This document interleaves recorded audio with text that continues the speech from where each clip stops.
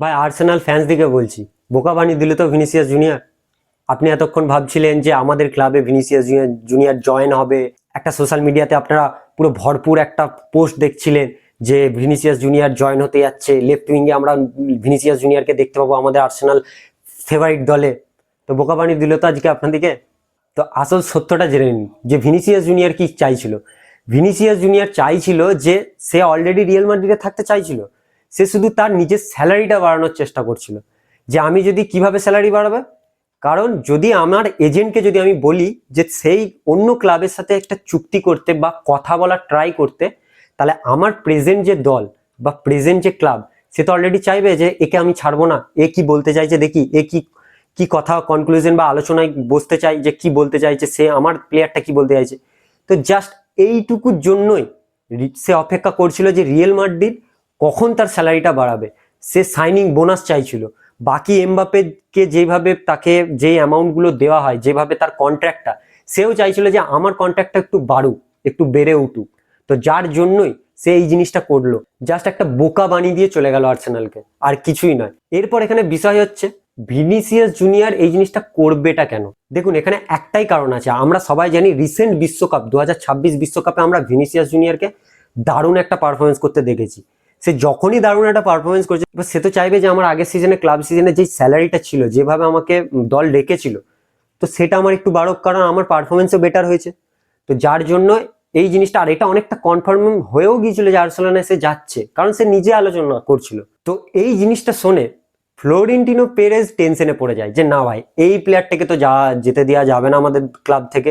যে Vinicius junior Real মাদ্রিদে কত ভালো পারফরমেন্স করে বা যেভাবে খেলে, আর মরিনোর সব থেকে ফেভারিট প্লেয়ারও এ হয়ে উঠবে এখন পর্যন্ত যা দেখতে পাচ্ছি। তো সে চাইবে, ফ্লোরেন্টিনো পেরেজ চাইবে যে আমি ভিনিসিয়াস জুনিয়রকে সেল করে দিই। আর সেই অবস্থাও হয়ে যায়নি যে ভিনিসিয়াস জুনিয়রকে সে সেল করবে আর্সেনালকে। তো এই জিনিসটা হবে না কখনোই। এরপর অনেকজনের প্রশ্ন হচ্ছে যে ভিনিসিয়াস জুনিয়রের কি ইচ্ছা ছিল আর্সেনাল যাওয়ার।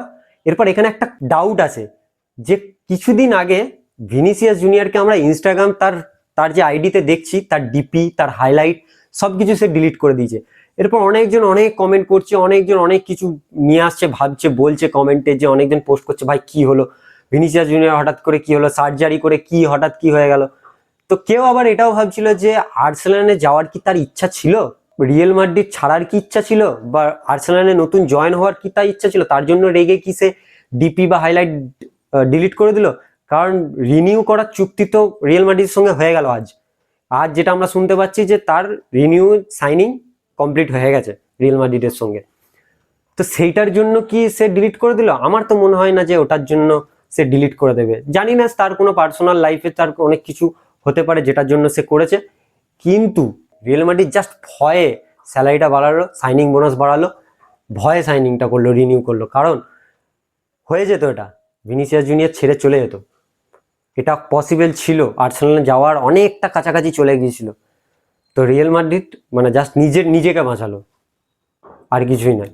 তো এইরকম একটা ট্রান্সফার আপডেট উঠে আসছিল ভিনিসিয়াস জুনিয়রকে। আর সব থেকে এই ট্রান্সফারটা সব থেকে মানে স্যাড হয়েছে, কারণ মন যদি ভেঙে থাকে তাহলে সেটা হচ্ছে আর্সেনাল ফ্যান্সের। কারণ আর্সেনাল ফ্যান্সরা প্রচুর ভেবেছিল যে আমাদের দলে এই প্লেয়ারটি আসবে, তো আজকে হলো না। তো স্যাড ফর আস, আর্সেনাল ফ্যান্সদের জন্য। কিছু করার নেই, মেনে নিতে হবে আপনাদেরকে। তো এই যে যে ভিনিসিয়াসের ট্রান্সফার সাগাটা এইভাবেই কাটলো। আমরা নেক্সট সিজনে রিয়াল মাদ্রিদের হয়েই দেখতে পাবো অ্যাজ এ লেফট উইং।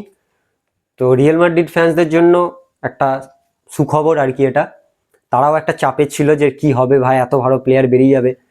তো ভিডিওটা যদি আপনারা এতটা দেখে থাকেন অবশ্যই একটা লাইক করে দিন, এবং চ্যানেলে যদি আজকে নতুন হয়ে থাকেন চ্যানেলটি সাবস্ক্রাইব করতে ভুলবেন না। কারণ এরকম নতুন নতুন ফুটবল আপডেট সবার আগে আপনাদের কাছে এই চ্যানেলেই আপনারা পাবেন। তো চলুন নেক্সট একটা ভিডিওতে দেখা হবে, নেক্সট একটা ফুটবল আপডেট নিয়ে, ফুটবল নিউজ নিয়ে।